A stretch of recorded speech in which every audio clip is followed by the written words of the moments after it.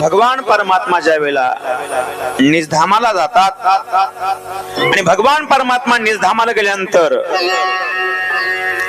30 वर्षाने पहिली भागवताची कथा या धरातलावर घडली.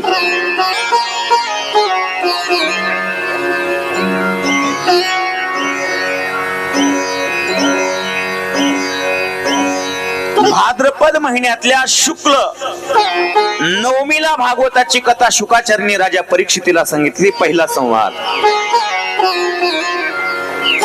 त्याच्यानंतर कलियुगाची 200 वर्ष लोटून गेल्यानंतर आषाढ शुद्ध नवमी पासून गोकर्ण आणि भागवताची कथा तुंगभद्रा नदीच्या काठावर धुंदुकारीसाठी सांगितली. त्याच्यानंतर कलियुगाची पुन्हा 30 वर्ष लोटून गेल्यानंतर कार्तिक शुद्ध नवमी पासून सनकादिकांनी हीच कथा देवर्षी नारदाला गंगेच्या काठावर सांगितली.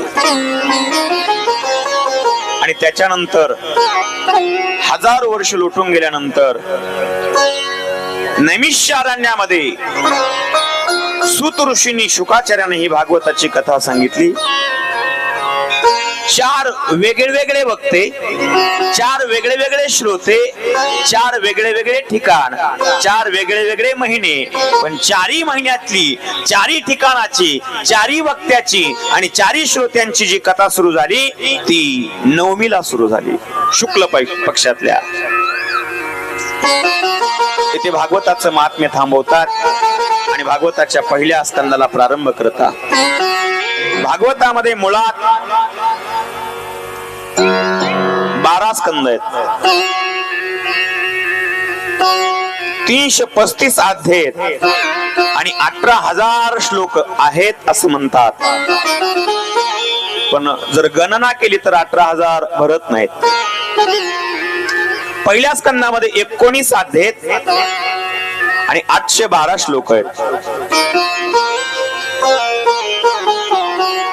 या पहिल्या स्कंदामध्ये भगवान परमात्म्याला नमस्कार करतात.